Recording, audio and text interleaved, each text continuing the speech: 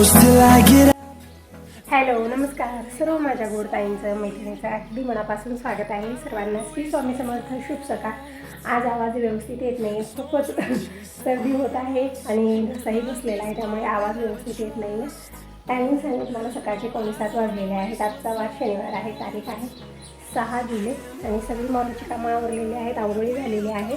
तर आता चला किचनमध्ये सुरुवात करूया. आज ब्रेकफास्टमध्ये रवा आप्पे बनवायचा विचार आहे. तर फायनली मी किचनमध्ये येऊन पोहोचलेले आहे. बघू शकता किचन अस्तव्यस्त आहे. चहा पण बनलेला नाही, पण रात्री जसा मी पसारा ठेवलेला होता तसाच आहे. तर अगोदर जी प्लेट आहेत ते मी लावत आहे, म्हणजे रात्री क्लीन झाल्यानंतर सगळं जिकडल्या तिकडं जसं कुकरचं वायसर आहे, सीटी आहे आणि गॅसची जी प्लेट आहे, जी गॅसच्या चुलीची प्लेट वगैरे आहे, सगळे क्लीन करून ठेवलेले होते. सगळे व्यवस्थित लावून घेऊया, म्हणजे मॉर्निंगची आपली धावपळ आता चालू झाली आणि धडापडी ते पण चालू होते. म्हणजे काहीतरी उचलून ठेवायला गेलं एखादी, म्हणजे जेव्हा घाई करत बसते त्यावेळेमध्ये मात्र माझ्या हातातनं ना काहीतरी सांडा लवडा होतच असतो. मी कितीही प्रयत्न करते की ते थोडंसं निवांत करावं, पण होत नाही. खिडक्या वगैरे मी सगळ्या आता उघडलेल्या आहेत आणि एकदम ताजी फ्रेश हवा येते. म्हणजे आतापर्यंत कसं असतं, सगळं झाडणं पुसणं आंघोळ हे ते यामध्येच होतं. आता जे आहे ना किचनमध्ये सुरुवात झालेली आहे. तर अगोदर मी खिडक्या वगैरे उघडल्या, किचन स्वच्छ करून घेतलेले आहे. रात्री क्लीन होते तरी पण आणखीन एक वेळा मी स्वच्छ करून घेतलेली आहे, कारण रात्रभरातून हलकी हलकी धूळ वगैरे येतच असते. तर तिकडे आता रात्रीचं दूध आहे ते मी गरम करून बघत आहे, पण दूध खराब झालं. म्हणजे दिवसातनं 2-3 वेळा मी गरम करते, पण रात्री गरम करायचं विसरले आणि दूध खराब झालेलं आहे. तर दूध फुटलं की आपल्याला एकच ऑप्शन असतं की डिकाशन चहा बनवायचा आणि छान पण असतं. म्हणजे काही दिवसापूर्वी माझं असंच रुटीन होतं की सकाळी डिकाशन चहाच प्यायचा, पुदिना लिंबूचे पानं टाकून. आता पण पित असते, पण कधी कधी ना दुधाचा चहा पिल्याने छान वाटतो. असं आता वरती कशाला चढलेली आहे, तर हे जे डब्बा आहे ना, यामध्ये जी छोटी मोठी सामग्री असते, म्हणजे डबे भरल्यानंतर जे उरलेलं असतं ना कवरमध्ये, ते तसे डब्यात भरून ठेवते मी. आणि डबे पण रिकामी झालेले आहेत बऱ्यापैकी, ते पण मला सगळी सामग्री भरायची आहे. जसं काजू आहेत, बदाम आहेत, जिरे आहेत, सगळं मी मोठ्या डब्यातच घालून ठेवलेले होते. थोडेफार पॅकेटामध्ये राहिलेले ते पण काढून घेतलं. रवा घेतलेला आहे, हे पॉकेटचा रवा आहे, जे बारीक रवा आहे तो. त्याचेच मी आज आप्पे बनवणार आहे. खूप छान बनतात. जसं आपण तांदूळ उडीद डाळ मिक्स आप्पे बनवतो ना, त्यावेळी थोडीशी प्रोसेसिंग एक दिवसाच्या अगोदरच आपल्याला करावी लागते, म्हणजे तयारी खूप असते त्याची. पण जेव्हा आपण रव्याचे आप्पे बनवतो किंवा इडली बनवतो त्यावेळेस आपल्याला जास्त तयारीची गरज नाही. अगदी अर्ध्या तासामध्ये ही इडली किंवा आप्पे बनून तयार होतात.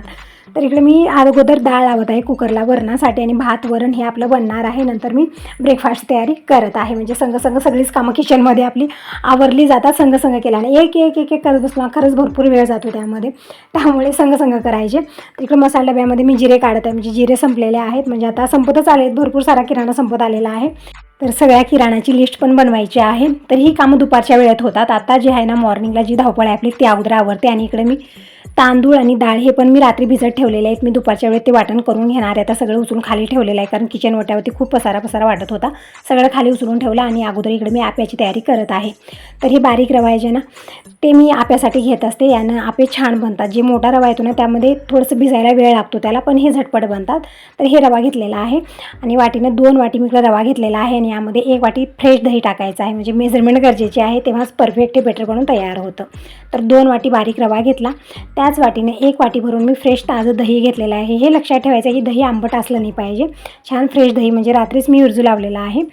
तर 1 वाटी दही टाकलं आणि याच वाटीनं 2 वाटी पाणी टाकूया. जसं रवा थोडासा जाड असला तर पाणी थोडंसं जास्त लागणार आहे, पण मी तर फक्त 2च वाटी पाणी टाकलेले. छान मिक्स करून घेतलं. आता टाकूया चवीपुरतं मीठ आणि छान मिक्स करून घेऊ, म्हणजे एक बेटर तयार करून घेऊन एक अर्धा तास झाकून ठेवायचं आहे. तोपर्यंत आपण चटणीची तयारी करू. म्हणजे आता मुलं शाळेत जात आहेत, कॉलेजला जात आहेत, त्यावेळेस आपल्याला प्रश्न पडतो की सकाळी ब्रेकफास्टमध्ये काय बनवावं. खूप मोठा प्रश्न असतो. कमी वेळात जे बनेल ते आपण बनवायचा प्रयत्न करतो. तर हे आप्पे जे हे रेसिपी आहे ना रव्याची, खूप झटपट बनते. म्हणजे अर्ध्या तासामध्ये बनून तयार होते. जास्त विचार करायची आपल्याला गरज पडत नाही किंवा जास्त तयारी करायची आपल्याला गरज पडत नाही. तिकडे बेटर बनून तयार केलेलं आहे. नंतर मी आणखीन अर्धी वाटी पाणी घातलेलं आहे, म्हणजे जसं रवा पाणी ॲब्झॉर्ब करेल तसं आपल्याला थोडंसं टाकायचं असतं. तर आप्यासाठी बेटर बनून तयार आहे. अर्धा तास झाकून ठेवूया. तोपर्यंत आपण चटणीची तयारी करू. आणि गायत्री इकडे कांदा वगैरे कट करून देत आहे वरण बनवण्यासाठी. म्हणजे डाळ परफेक्ट शिजलेली आहे. एका मोठ्या भांड्यात काढून घेते आणि याच कुकरमध्ये मी भात बनवत ठेवते. म्हणजे अशा पद्धतीने केलो तर जास्त भांडे भरणार नाही आहेत आपले. म्हणजे घासते वेळेस आपल्याला कळतं की किती भांडे आपण भरवलेले आहे. जेव्हा आपण बनवतो ना त्यावेळेस पटकन रॅकचे भांडे घ्यायचे आणि बनवायचं. हे विचार येत नाही की किती भांडे भरत आहेत. आणि ज्यावेळेस क्लीन करायला घेतो ना त्यावेळेस मात्र कळतं की खूप सारे भांडे झालेले आहेत.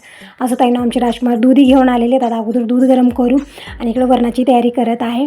परत बाबांचं आवरलेलं आहे. आता तेही जेवण करायला बसतील. आणि रव्याचे आप्पे मी बनवले तरी पण बाबा खाणार नाही. त्यांच्यासाठी जे रेग्युलर स्वयंपाक आहे तेच मला बनवायचं आहे. म्हणून सकाळी थोडीशी धावपळ माझी जास्त होते, कारण 2-2 प्रकारचा स्वयंपाक मला बनवावा लागतो. एकतर आपला रेग्युलर वरण भात भाकरी भाजी हे बनणार आहे. परत ब्रेकफास्टमध्ये काहीतरी युनिक बनवायला गेलं मग त्यामध्ये वेगळाच वेळ जातो, त्यामुळे थोडीशी धावपळ जास्त होत असते. तरी पण गायत्री आहे मदतीला. तर आलेली इकडं कांदा वगैरे कट करून दिलेला आहे. परत चटणीची तयारीही करायची आहे. आणि नारळ, आता ताज्या नारळाची चटणी मला बनवायची आहे, तर त्यासाठी ताजं नारळ नाही आहे, पण नारळ 2-3 आणून ठेवलेले आहे. तर दिनेशला तेच म्हणत आहे की नारळ सोलून एक नारळ मला वाळून दे, म्हणजे फोडून दे, त्याची चटणी मी बनवणार आहे. आणि इकडं कुकर मी धुवून घेत आहे आणि याच कुकरमध्ये भात लावायचा आहे. गायत्रीने हे जे चॉपिंग बोर्ड आहे तेही स्वच्छ धुवून ठेवलेलं आहे, म्हणजे जेव्हाच्या तेव्हा स्वच्छ धुवून पसारा आवरत गेलो तर जास्त भांडे आणि पसारा होणार नाही किचनमध्ये. आपण जेव्हाही कुठली कामं करतो किचनमध्ये तर जेव्हाच्या तेव्हा आवरत गेलो तर जास्त पसारा होत नाही, कारण एकत्रच खूप सारा पसारा झाला, पाऊल ठेवायला जागा राहत नाही आणि येथे काम करण्याचंही मन होत नाही. म्हणून जेव्हाच्या तेव्हा पसारा उचलत राहिलो ना, किचनही क्लीन राहते, स्वच्छ राहते आणि आपल्याला काम करण्याचं मनही होतं. तर इकडं आता सगळ्यांचं भाषण चालू आहे, सगळे आपापलं सांगत आहेत. मी माझं सांगते, दिनेश त्याचं सांगतं, गायत्री तिचीच सांगतं, असं चालू होतं आमचं. सकाळी एक वेळा सगळ्यांची मीटिंग आमची चालते काम करत करत. तर इकडं मी कुकर धुवून घेतलेला आहे आणि डाळीची म्हणजे वरणाची पूर्ण तयारी करून घेतलेली आहे. गायत्रीला म्हणाले की चटणीची पूर्ण तयारी करून घ्या, तोपर्यंत मी दूध गरम करून घेते, चहा करून घेते सगळ्यांसाठी.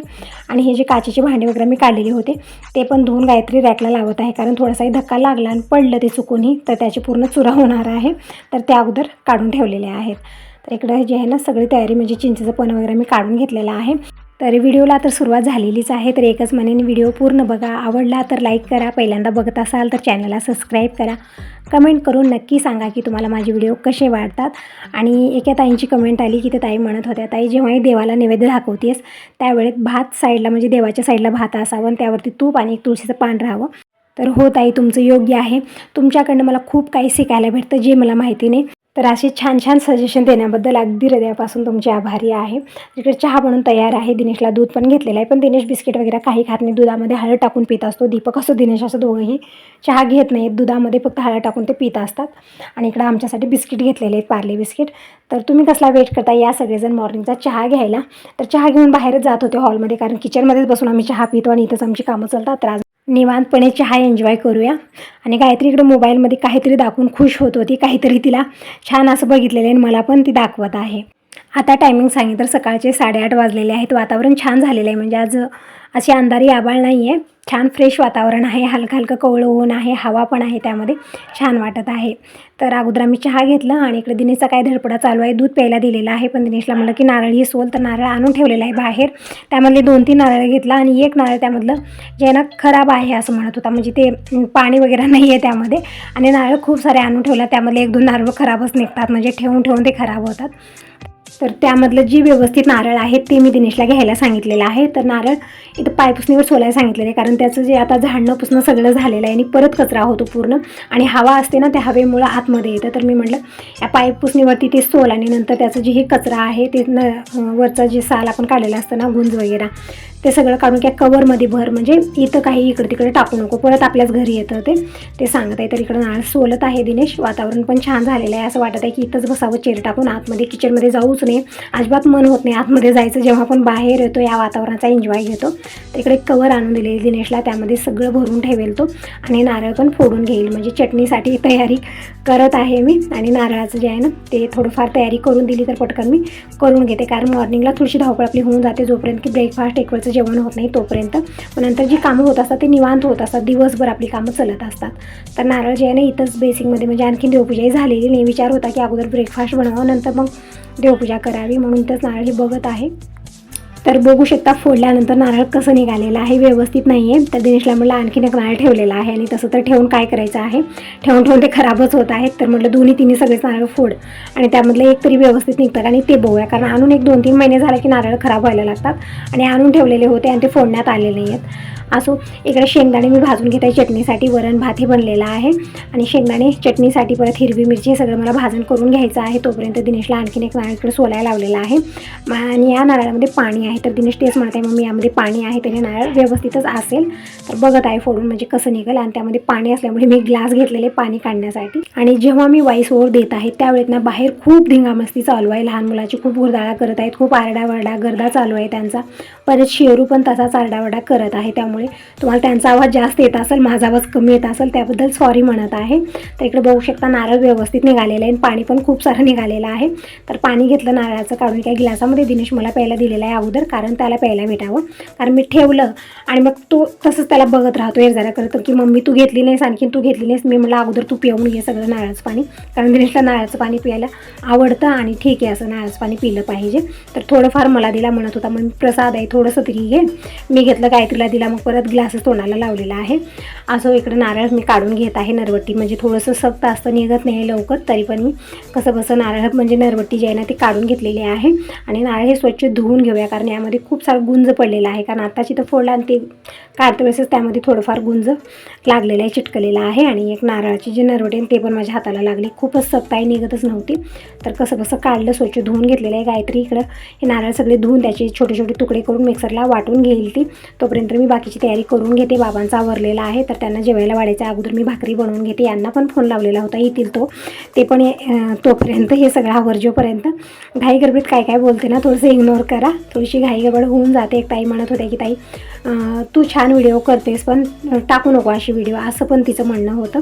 असं ताईनं जसं जमतं तसं करत आहे. त्या दुसऱ्याचं बघून मला येणार नाही, कारण जेव्हा आपण कुठली कामं करतो स्वतःच्या मनानं केलो तरच ते आपण त्यामध्ये सक्सेस होतो. आणि एखाद्याचं बघून केलो तर आपण सक्सेस कधीच होत नाही. किती दिवस बघणार दुसऱ्याचं, नाही का. जसं मला जमतं तसं मी टाकते. तुम्हाला आवडले तर बघा, नाही आवडले तर तुम्ही स्किप करू शकता. असं काही जबरदस्ती नाही की बघायचेच आहेत तुम्हाला. तर इकडं खोबरं जे आहे ना ते बारीक बारीक तुकडे करून घेतलेले आहेत. आणि हिरवी मिरची जी आहे ना अगोदरच मी भाजून फ्रीजला ठेवलेली होती, ते पण मी घेतलेली आहे. म्हणजे आता वेगळी भाजलेली नाही आहे, कारण त्याचा ठेसा वाटायचा होता भाकरीसोबत खाण्यासाठी, पण झालंच नाही. हीच कामाची धावपळ आणि ती तसंच फ्रीजमध्ये राहून गेले. तेच मी मिरच्या घेतलेत भाजलेल्या. परत इकडं कोथिंबीर वगैरे घेतलेली, पुदिना आणायला लावले दिनेशला. पुदिना कढीपत्ता घेऊन येईल तोपर्यंत मी इकडं हे जे बेटर बनवलं रव्याचं आपण आपेसाठी त्याला तडका देत आहे. हा तडका दिल्याने यामध्ये टेस्ट खूप छान येतो. तर इकडे पॅन घेतलेला आहे, तडका पॅन. त्यामध्ये मी 2 चमचे तेल घेतलं आणि मोहरी टाकलेली आहे. 1 ते 1.5 चमचा जिरं थोडंसं टाकायचं आहे. ते छान चटकल्यानंतर हे तडका जे आहे ना ह्या बेटरमध्ये ओतायचं आहे आपल्याला. बघा तुम्ही अशा पद्धतीने करून आपे खूप छान टेस्टी बनून तयार होतात. आणि इकडे गायत्रीला म्हणजे चटणी करून घे, सगळी तयारी करून दिलेली आहे. गायत्री म्हणत होती मामी मी पहिल्यांदा चटणी बनवत आहे, म्हणजे मम्मी बनवते प्रत्येक वेळी, मी लक्ष दिलं नाही. आणि मुलं कसं शाळेत कॉलेजला जातात त्यामुळे लक्ष जात नाही त्यांचं, तेच म्हणत होती गायत्री. तर सगळं सांगितलेलं आहे. तर गायत्री इकडं चटणी बनवत आहे. तोपर्यंत मी हे बेटर जे आहे ना त्याला तडका दिलेला आहे जिरं मोहरीचा. खूप छान टेस्टी हे आपे बनून तयार होतात. आणि इकडे चटणीसाठी काय काय घेतलेलं आहे तर ओलं खोबरं घेतलेलं आहे, हिरव्या मिरच्या घेतलेत, कोथिंबीर घेतलेली आहे, चवीपुरतं मीठ टाकलेलं आहे, अद्रकचा एक तुकडा घेतलेला आहे, आवडीप्रमाणे लसूण पण टाकू शकता, फक्त आलं टाकलेलं आहे. आणि थोडीशी साखर टाकायची आहे. थोडंसं पाणी टाकून म्हणजे शेंगदाणे टाकले, सगळ्यात महत्त्वाचं सांगायचं विसरले, अर्धी वाटी शेंगदाणे टाकलेले आहेत. आणि थोडंसं पाणी टाकून चटणी एकदम छान अशी छान वाटून घ्यायची आहे आपल्याला, म्हणजे एक पेस्टच बनली पाहिजे, म्हणजे चटणी छान आळून येते. आणि चटणी मी 2 बॅचेसमध्ये वाटण केलेलं आहे, कारण छोटं मिक्सरचं भांडं आहे त्यामध्ये चटणी व्यवस्थित वाटली जाते. जी वेगळे भांडे आहेत ना मिक्सरचे ते व्यवस्थित नाही आहेत माझ्याकडे, हे एकच व्यवस्थित आहे. चटणी छान महीव वाटली जाते त्यामध्ये. तर इकडे पहिल्यांदा जे आहे ना ते छान बेटर म्हणजे चटणी वाटून घेतली आहे. दुसऱ्यांदाही अशाच पद्धतीने चटणी वाटून घेतली आहे गायत्रीनं. आणि जे मिक्सरचं आहे ना भांडे आहेत, मिक्सर आहे, सगळं काढून ठेवलं. म्हणजे मी जसं तुम्हाला म्हणत आहे तेव्हा मी पसारा उचलते, कारण आपली किचन छोटी आहे, तर ते पसारा आवरलेला आहे सगळा. आणि इकडे जे आहे ना आता आपे बनवून घेऊया आणि चटणीला तडका द्यायचा आहे. तर गायत्रीला म्हणलं की इकडच्या बनवून तू चटणीला तडका दे, तोपर्यंत मी आपे बनवून घेते, कारण आलेले आहेत सगळेजण आणि जेवण करायला बसलेले आहेत. आणि जेवण झालं की मग ब्रेकफास्ट कोण करणार नंतर, म्हणून म्हणलं अगोदर आपण करून घेऊ आहे हे. तर इकडं गायत्रीने चटणीला तडका दिलेला आहे. काय काय घेतलेलं आहे, पॅनमध्ये तेल घेतलं, जिरं मोहरी हिंग कढीपत्ता आणि 3-4 सुक्या मिरच्या टाकलेल्या आहेत. आणि ते तडका त्यामध्ये ओतायचा आहे. एकदम छान टेस्टी चटणी म्हणून तयार झालेली आहे. शेरूला दिनेश आतमध्ये घेऊन आला, खेळ चालू आहेत त्यांचे, म्हणजे उचलून घेऊन येतो खाली, म्हणजे चलत घेऊन येतो, घरभर शेरू हिंडत आहे. म्हणत आहे मी की त्याचे केस गळतात, किचनमध्ये आणू नको, तरी पण मुलांचे खेळ एक वेगळेच असतात.